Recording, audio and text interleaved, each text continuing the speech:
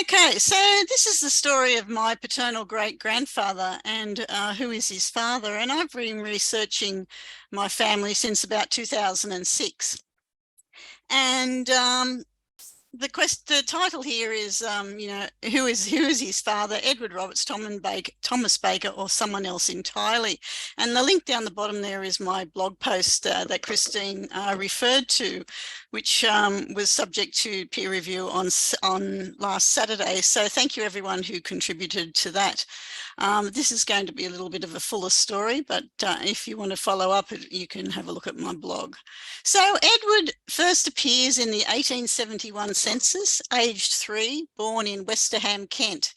He's living there with his mother, Annie Roberts, and two people by the name of Arthur Baker and Eldred Baker, who are said to be sons of Annie Roberts, so assuming they are stepbrothers. Plus another nurse child, Marianne Webber. I've looked into Marianne and I don't know that she's related to us in any way, but you never know. The husband is not there, so presumably the husband's name is Roberts. So when I first came across this, I was wanting to know who all these people were and what had happened to Annie Roberts's first husband, if there was a first husband named Baker. Now, I couldn't find a birth certificate for Edward, but I did find the two Baker boys, and they turn out to be children of Annie Baker, formerly Laundon, which is my second great-grandmother. Is that right? Yeah, second great-grandmother, and I definitely knew that she was correct. So it was a question of finding out who Anne Laundon's first husband was and who Edward's father was. So Thomas Baker is there. So what happened to Thomas Baker and why was she there now Annie Roberts? So Thomas Baker and Anne were married in 1857, and they were living, Thomas Baker was a corporal in the Rifle Brigades. So I looked for a death. I assumed that Thomas must have died. So I looked for a death for Thomas Baker, but couldn't find anything. And I looked for a marriage between either an Anne Laundon or an Anne Baker and a Roberts, because I was trying to identify the name of Edward Roberts, seeing I couldn't find a birth certificate. Now, I found Annie and Thomas living in Hampshire in 1861. They're there with Thomas Baker, who's the child that was in the 1871 census, but also with a daughter, Alma. Now, interestingly enough, this Thomas Baker, the birth says he was born in July and the birth certificate talks about an Arthur. So we're not quite sure whether they're the same person, but we assume that they are, that perhaps seeing they didn't register the birth until September, and the census, it says there he was 1 week old, but the census was conducted earlier in the year. Maybe they'd should have registered the birth earlier and just changed the date. So that's a bit of a mystery, and we've never found out what's happened to Thomas or Arthur or whatever he is, and we think he went to Canada based on family stories. By 1881, Anne's residing with Edward Roberts Sr. In Westerham, Kent, and it is said that they are married. Edward, my great-grandfather, is there as well. He's now 13, still saying born in Westerham, Kent. Now, all of the other child, Laundon, who was Laundon Baker in the first slide, is now using the Roberts surname. So in 1871, though, Edward Sr. was lodging in Westerham, Kent, and is described as being unmarried and a clerk in the seed trade. Lo and behold, Thomas Baker is still alive and well in 1871 and is in Canterbury, and he's got daughter Alma with him. So I always thought it was a bit funny that Annie had the boys and Thomas had the girl. But Gail Bryant has suggested to me that, Alma might have been useful. So if they did split up, then perhaps she went with the father to look after him. So what's happened here? Have they split up? How is Annie in 1881, or in 1871, I should say, calling herself Annie Roberts if she's still married to Thomas Baker? Eventually, I found a marriage certificate which shows that Anne married Edward Sr. in 1878 and is now describing herself as a widow. Now, I had been looking for a marriage sometime before 71 originally, but once I found out that Arthur Baker was still alive, then I started looking more broadly. So 1878, Edward is about 8 and 9 or 10 years old by this time. But I still haven't found a birth certificate for Edward Jr. And when I saw the 1891 census, it says he is born in India.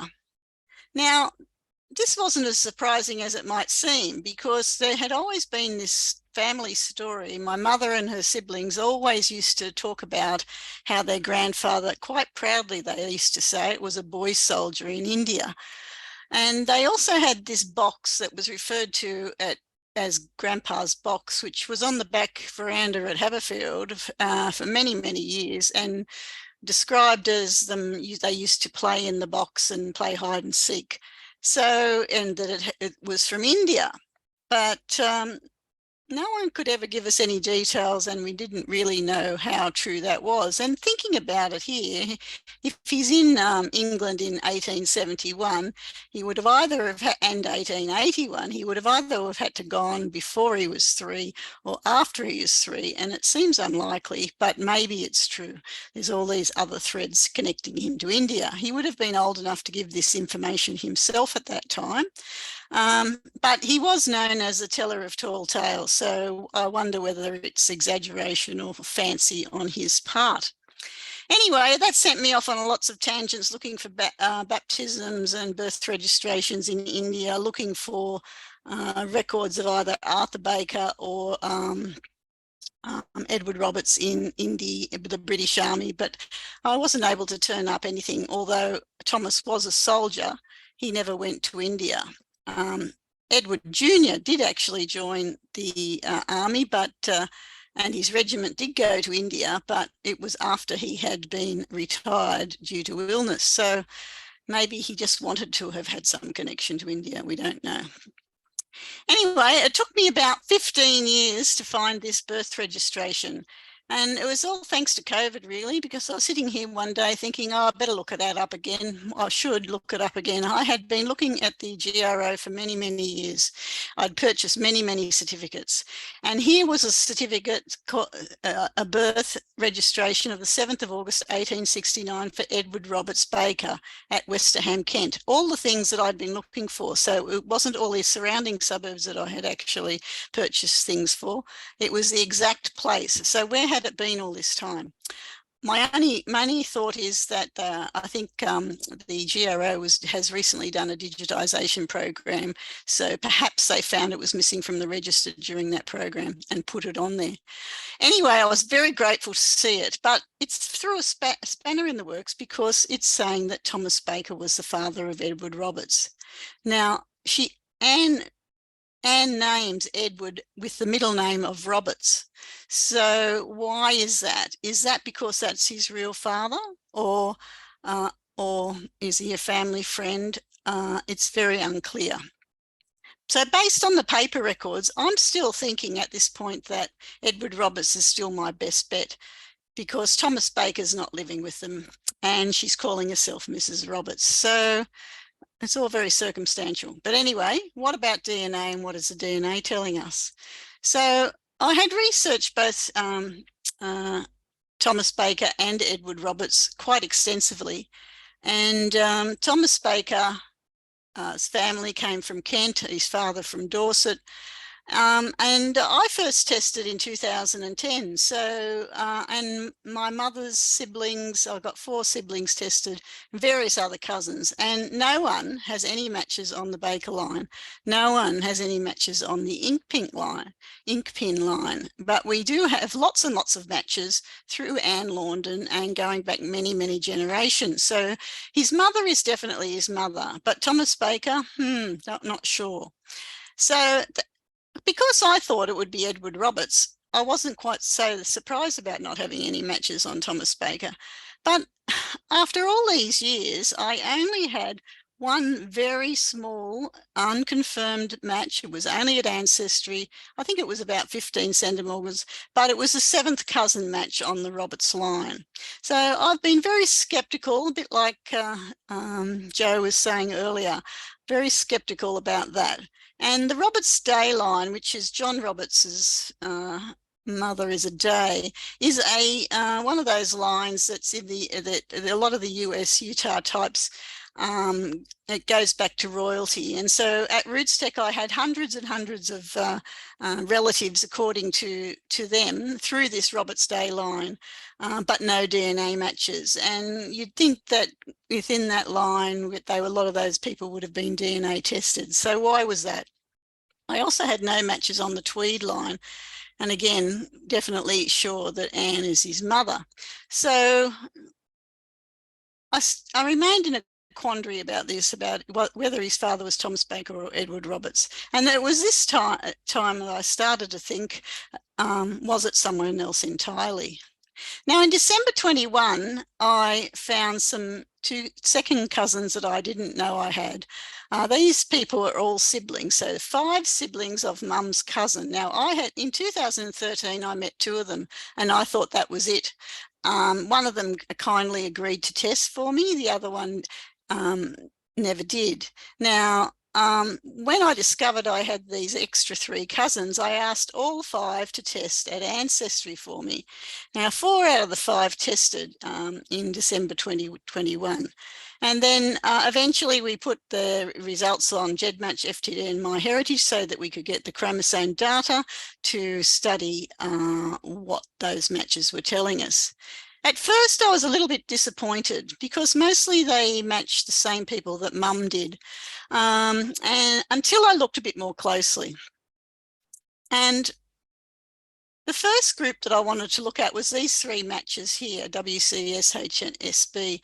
Now, I had already identified them as potential ancestors for my family because mum had these matches at Ancestry DNA, and we had 3 triangulated groups at other chromosome sites with her brothers as well, suggesting that these people might be related somehow. Whoops. And the main reason was SH was my key match, really, that made me start looking at this. And I knew from visual phasing that it was a Roberts-Launden segment. So it was the DNA was either coming from either Thomas Baker, Edward Roberts, or Anne Launden, but I didn't really know where at that point. And you can see there that mum's brother John had an 82 centimorgan match and mum had 50 centimorgans. And the ones on either side, they were 33 and 27, so not quite as big. But it was the one on the right-hand side, SB, that was really interesting at Ancestry. And because when I had the 4 cousins test, you can see that my mother shares 27 with this person. I only share 15. The 4 cousins are at the same generation level as myself. But you can see there the vastly different centimorgan matches. The highest one is 111 centimorgans with 7 segments. And that was with cousin 2. So it really made me think, well, what's happening here? And when I transferred those results to GEDmatch, I found that they also matched SH quite strongly as well, but didn't match WC over there, which is not surprising. She's only got 1 segment shared with us. So the randomness of DNA, it's quite likely that, you know, getting down that level, we might not, because we're talking here about Edmund Dye's born in 1790 and Philadelphia 1792. So we're going back a long way. But the thing that worried me was that there was no overlapping segments or groups in any of these. So was it just coincidence? Except when I dug down a little bit more, I found in Ancestry 1 shared match of cousin 2 also matched SB. So that gave me a lot more hope.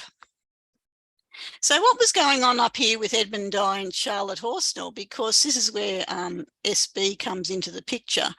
There must be something else going on for us to share such large numbers there. So I went in search of Charlotte Horsnell's ancestry, and it took me a long time to research her because there's a few tricky things that happened. Various people living in different households and describing their relationships, etc. But eventually I came across the fact that her grandparents were James Hodson and Mary Fox. Now, these were very familiar names to me because from my mother's research on my mother's side, I had already identified this Hodson Fox couple as being somehow related because I had all these matches going back to this couple, and they were on 1, 2, 3 at Ancestry DNA in a cluster and at 4 separate triangulated groups at the chromosome sites. And when I looked at my second cousins and compared them to all these people, they had matches with TB and AM. And quite reasonable ones with AM, 57 centimorgans. So that was interesting. And now I'd always thought, because this couple had come from Leicestershire, that they were probably related to Anne Launden because that's where she came from. But it still wasn't clear from the segments which side it was. Now, the fact that we have DNA matches on both sides of Edmund Dye and Charlotte Horsnell's tree suggests that we're descended somewhere from, or we fit in somewhere from Edmund Dye to Charlotte Horsnell. Now, when I looked at Edmund and Charlotte's family, they seem to have only had 5 children, and 3 of those there were listed as boys. But interestingly enough, the family was from Westerham, Kent. And when I saw that, I was quite shocked. I thought, oh, and I looked at Edmund Dye there in the middle, and he's roughly the right age, but so is Henry. But Henry and Edmund, I started looking at Edmund as my primary candidate. And I decided, I've concluded that Henry Dye is probably the same person as Edmund Dye. Henry has a birth registration but no baptism, and Edmund has no birth registration and only a baptism. And looking at the dates and the times that they should have been born, I think they are the same person. George Dye died at age 12 and had no children. Now, there was a significant gap in between the birth dates of George and Edith, and I looked for other legitimate children. I couldn't find any. And I then also saw the obituaries of Edmund and Charlotte, their parents, and they talk about 4 children. So it looks as if they only had 4 legitimate children, but I don't think we're looking for a half sibling here because we've got matches on both Edmund and Charlotte's line. So I started to think that my candidate for how I would connect in here was Edmund Dye, who was exactly the right age and in the right place to be the father of Edward, my Edward. So do we fit in here is my question with Edmund Dye and Charlotte Horsnell. Could Edmund Dye be the father of Edward Roberts? When I had a look at the percentages, the probability, I should say, at mum's level, it's reasonable, 18-30% that she's related in this way. But when I looked at my second cousins and their relationships, there's a lower probability. But is this just an example of recombination? I haven't been able to get SB's segment data. But the interesting thing is that you might recall, is that the second cousins they had, particularly the ones that had the very large numbers of 111 centimorgans, had 7 segments. And I believe that one of the largest ones was 40-something centimorgans. So is it the fact that some of these are just very small very small matches, and that we've got a couple of large segments in there that are inflating that figure? So I've started to conclude that I believe that Edmund Dye is probably the father of Edward Roberts. The DNA evidence isn't overwhelming, but it's significant enough, I believe, that it's worthy to consider as the hypothesis. Now, Edmund had no known children. He is believed not to have married, so there's no one else to test down that line. My grandfather had 7 children, and we have 95% of his DNA through DNA tests of other people. His brother Jimmy who's the grandfather of my second cousins, had 3 children, but only one of them had issues. So all those second cousin siblings are coming from the same parent, and we have 46% of his DNA, but really we can only get to a maximum of around 50%. So we've got most of his DNA that's possible to get. So this is what it would look like if Edmund was my great-grandfather, and Mum. I've got their potential great-grandfather, but oh yeah, that's right. So this is my second great-grandfather, sorry. So so we're looking here at relationships a long way out. So Edmund Dye and Philadelphia Yao at the 3rd great-grandparent level. So 4th cousins, we'd be looking for matches at 4th cousins. So they're going to be quite down in the match list. And James Hodson and Mary Fox are right down in the 5th cousin area. We do have matches to John Yao and Sarah Yao as well. So that was encouraging, but no matches on the Horsenall line yet.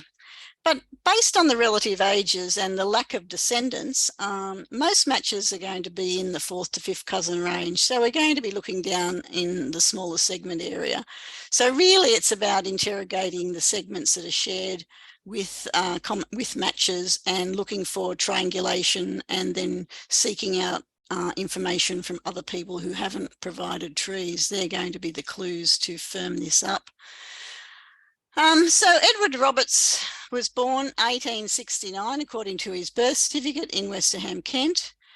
If you have a look at I was very lucky to find an 1869 ordnance map, and Anne's there living on London Road, Edmund's living on High Street, very close.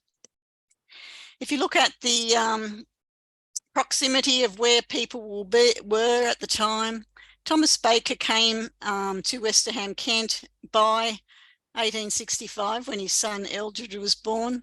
Edward Roberts had been there since at least 1861, even though he was born elsewhere in Kent. Annie had moved to Croydon, Surrey in 1871, saying she was Mrs. Annie Roberts.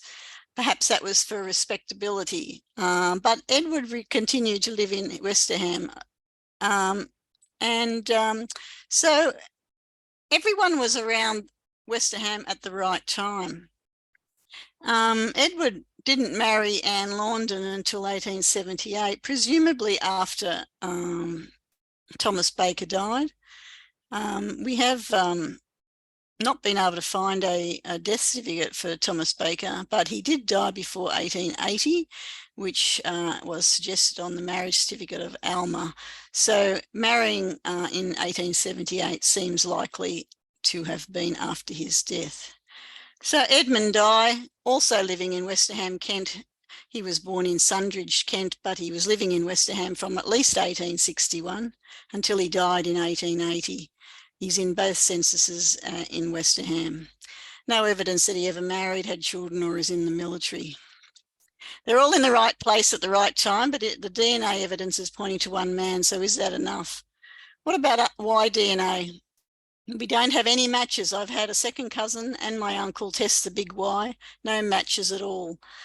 I started to think he might be from Denmark because I have a number of autosomal matches linking back to the name of Dye in Denmark. And mum's ancestry suggesting 7% ethnicity from Sweden and Denmark. So perhaps that's correct. So that's the end of my story. So what is our family name, Roberts, Baker or Dye? I'd be interested in your thoughts. I still believe it's probably Mr. Dye because the evidence for the other two is really underwhelming, even more underwhelming. I was lucky enough to have the case peer reviewed on Saturday, and Gail Bryant came up with a wonderful little article here of Private Edmund Dye and Ensign Baker in the same article in Kent in 1862. So I've been busily researching them, but it's not my Thomas Baker. Thomas Baker was discharged as a sergeant, so it can't be Ensign Baker. But my private Edmund Dye, I can't seem to find anyone in the records with that name. I found a few people that have got similar names, but none seem right. So I'd still like to find out who this private Edmund Dye is. So if we've got any military experts out there, please help to either eliminate him. I'd love to find out if Edmund Dye was in India at some stage. So I was lucky enough to have obtained a whole lot of photos from family trees. So my mum's grandfather, Edward Roberts, is the bottom three in the bottom left-hand corner. And so on the right is my grandfather, Ted Roberts, and his brother, Jimmy. And on the top are all the suspects from the Dye family. So perhaps Edmund Dye and Charlotte Horsnell are my Edward's grandparents. Is Edmund his father? Annie Dye and Lottie Dye, his aunts. I know that photographic evidence is probably the last thing you need to look at, but I can't help but be taken with the resemblance between Lottie Dye on the end there and Jimmy Roberts. I think there's a striking resemblance. Anyway, that's it from me. Edward, my great-grandfather, his grandfather is probably not Edward Roberts or Thomas Baker, but Edmund Dye. Appreciate any thoughts you might have. Thank you.